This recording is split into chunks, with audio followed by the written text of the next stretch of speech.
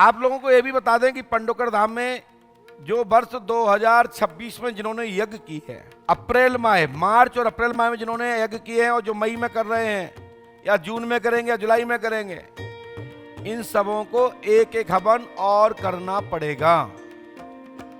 वो हवन कौन सा करना है? 2027 में अश्वमेव यज्ञ में पुनः आपको बैठने के लिए अपील की जा रही है। ये मेरी तरफ से, फोन पर किसी को पैसा डालना नहीं कि नहीं कोई कहे मैं पंडोकर सागर से बोल रहा हूं, उसमें पैसे डाल दो, आपका हवन बुक हो रहा है। तो इन चक्कर में नहीं पड़ना है। आपको पंडोकर धाम आना है और यहीं से रसीद लेना है और यहीं पैसा जमा करना है और यहीं हवन में बैठना है। नहीं लो तो ठग चालू हो जाए, कहे पंडोकर सागर ने कहा है आपको हवन में बैठना है और आप फटाक से पैसे डाल दो, तो ये आप करेंगे तो आप लुटने के शिकारी आप स्वयं माने जाएंगे। इसमें हमारा कोई लेना देना नहीं होगा। जो लोग हवन में बैठ चुके हैं मार्च और अप्रैल में, मात्र उनको 9 दिन के लिए बैठने के लिए 2027 में मात्र 21,000 रुपए का संकल्प रखा है। जो गरीब लोग हैं उनके लिए मात्र 11,500 रुपए रखा है। लेकिन ये पता लगेगा कैसे कौन गरीब है कौन अमीर? तो जब पर्चा बन जाता है तो यहीं से पता लग जाएगा कि तुम गरीब हो अमीर। नहीं तो हमारे पास जो बड़े दानदाता जन हैं वो आपका सहयोग करेंगे। देखो सामग्री तो बाजार से पैसे से ही आती है, आती कि नहीं आती? वो तो चाहे पैसा आप दो, चाहे ये वाले देवे, चाहे कोई दे, सामग्री कोई ले जाए, लेकिन पैसा तो काऊ को देना ही पड़ेगा। तो जो हमारे बड़े शिष्य हैं, बड़े दानदाता हैं, जो समर्थ हैं, वो चाहते हैं कि हमारे पैसे से कोई एक गरीब का भला हो जाए, वो भी बैठ जाए। तो वो हमारे पास फंड होगा, उसमें हम आपको समझ लेंगे, आपको वहां से आपको दान प्राप्त हो जाएगा, उस सामग्री आपको उपलब्ध करा दी जाएगी। हवन बराबर होगा।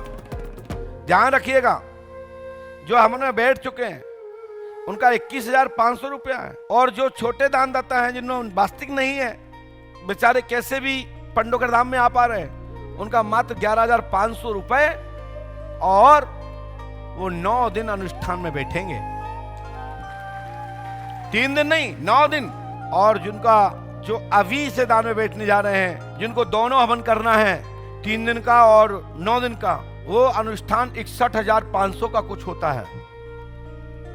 उसमें भी कई गरीब लोग हैं, बेचारे वे कहां से लाएंगे 61,500? उस पर भी आप टोकन बुक कराइए और वहां बात करिए।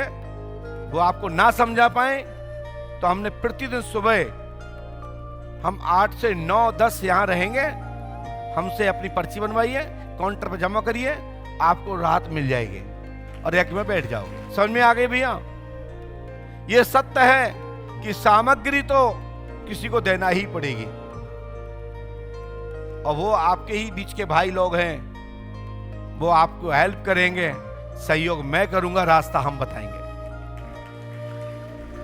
आपके अनुष्ठान दोनों हो जाएंगे। तो इसके लिए जब पर्चा बनता है तो पर्चा बनवाने के बाद सीधे काउंटर पे जाना है, और आपका जो चार्ज लग रहा है आप तो रस्सी कटवाइए, दोनों अनुष्ठानों के लीजिए। पैसे नहीं है, पार्ट में जमा करो, घबराओ मत, लेकिन आपका अनुष्ठान हो जाएगा। हम उन भक्तों से कह रहे हैं जिनके पास व्यवस्था नहीं है, और बहुत सारे दानदाता हैं, वो तो हमसे भी पूछते हैं कि गुरुजी बताओ, हमारे लिए आदेश करो कि हम क्या सेवा करें।